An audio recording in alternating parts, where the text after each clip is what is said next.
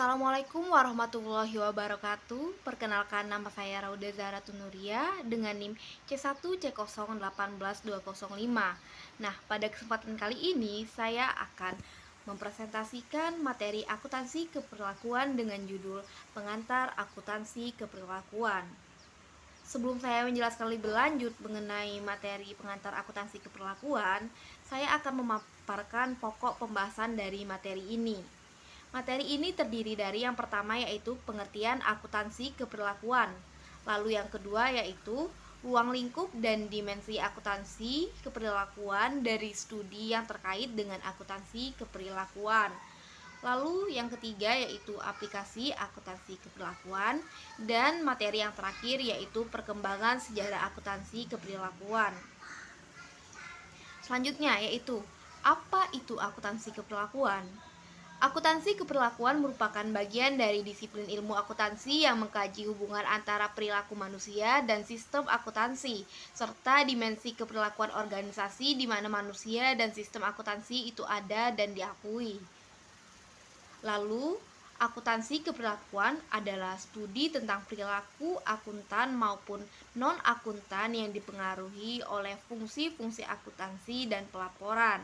Akuntansi keperlakuan menekankan pada pertimbangan dan pengambilan keputusan akuntan dan auditor, pengaruh dan fungsi akuntansi dan fungsi auditing terhadap perilaku dan pengambilan keputusan.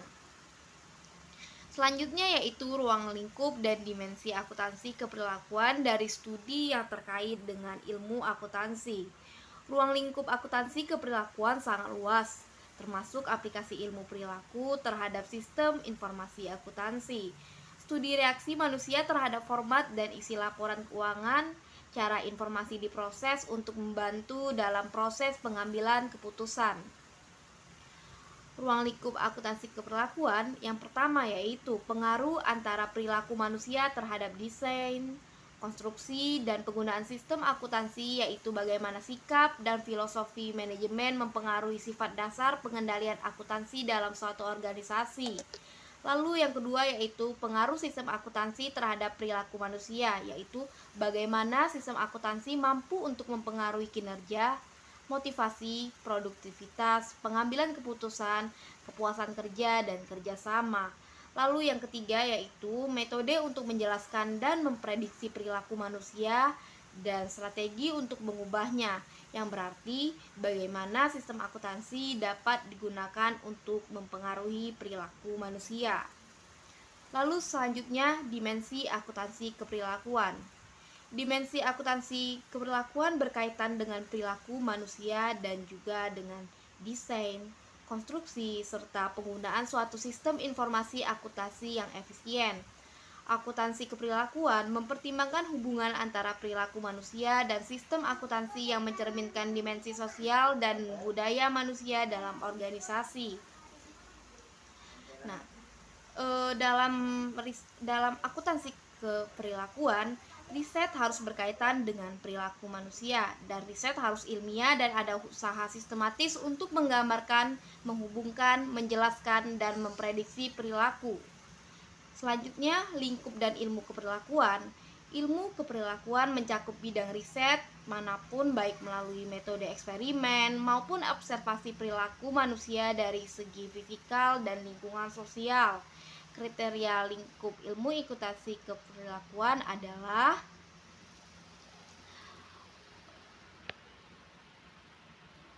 selanjutnya yaitu aplikasi akuntansi keperilakuan. Adanya aspek keperilakuan akuntansi memiliki manfaat ekonomi dan juga manfaat bagi manusia begitu banyak. Berikut contoh situasi yang menggambarkan hal tersebut. Para manajer yang menyadari akan pentingnya aspek akuntansi keperilakuan akan melakukan investigasi terhadap bagaimana personal memandang inovasi dan apa yang mereka khawatirkan tentang hal tersebut. Selanjutnya yaitu akuntansi keperlakuan akan mengetahui sebab dari sikap dan perilaku serta kemungkinan terhadap perilaku sehingga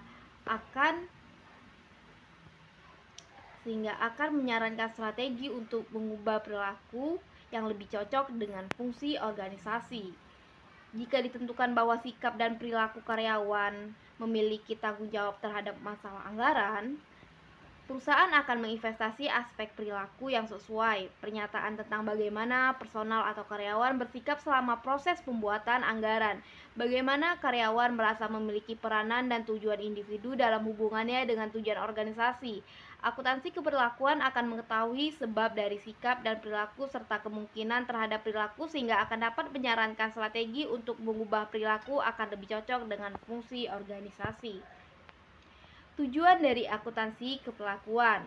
Nah, akuntansi keperlakuan ini mengukur dan mengevaluasi faktor-faktor perilaku yang relevan dan mengkomunikasikan hasilnya kepada pengambilan keputusan internal dan eksternal. Nah, berikut ini adalah fungsi dari akuntansi keperlakuan. Yang pertama yaitu menyebutkan manajemen untuk informasi tentang bagaimana kelakuan karyawan-karyawannya. Yang kedua yaitu memberikan alasan mengapa manusia berperilaku sebagaimana yang mereka lakukan. Dan yang ketiga yaitu memberikan rekomendasi untuk perubahan perilaku yang tidak sesuai fungsinya. Riset akuntansi keperlakuan meliputi masalah. Yang pertama, pembuatan keputusan dan pertimbangan oleh akuntansi dan auditor. Yang kedua yaitu pengaruh dari fungsi akuntansi seperti partisipasi penyusunan anggaran, fungsi audit terhadap perilaku karyawan. Dan yang ketiga yaitu pengaruh dari hasil fungsi seperti informasi akuntansi dan penggunaan pertimbangan dalam pembuatan keputusan. Selanjutnya yaitu perkembangan sejarah akuntansi.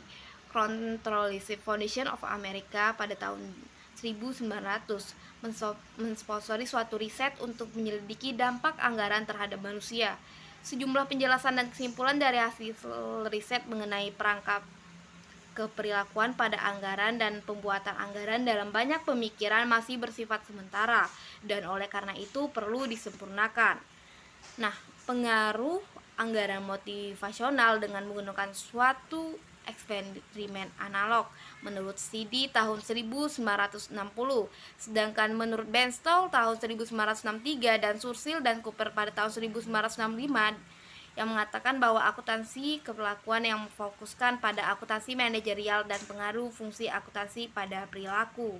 Nah, sekian dari presentasi saya. Jika ada kesalahan yang disengaja maupun tidak disengaja saya saya ucapkan maaf, dan atas perhatiannya saya ucapkan terima kasih. Wassalamualaikum warahmatullahi wabarakatuh.